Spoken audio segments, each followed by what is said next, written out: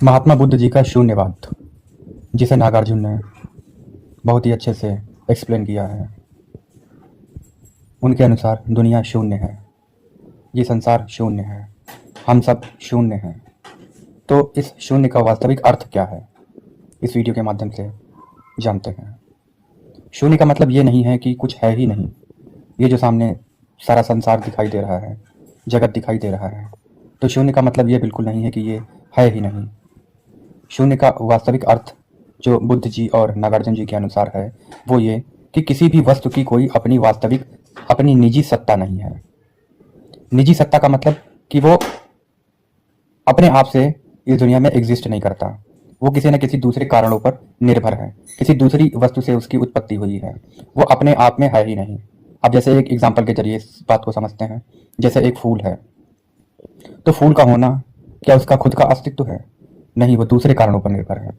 फूल तब है जब मिट्टी है, जल है और बीज है, सूर्य का प्रकाश है, ऑक्सीजन है, मिट्टी के न्यूट्रिशंस हैं और भी बहुत सारी चीज़ें हैं।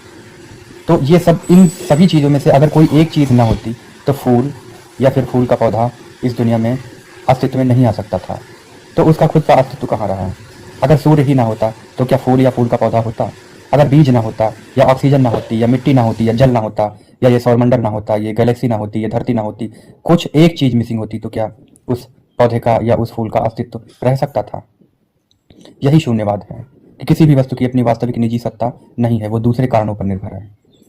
और इन वस्तुओं में सिर्फ दुनिया की वस्तुएं ही शामिल नहीं हैं, बल्कि हम भी शामिल हैं, यानी कि इंसान, ये जो जीव जगत है, शरीर, जीव जंतु, इंसान, पौधे, कीट पतंगे, पक्षी, सब कुछ शामिल है, वो भी किसी न किसी कारणों पर निर्भर है। अगर कोई भी एक चीज़ मिसिंग होती तो हम इस दुनिया में नहीं होते।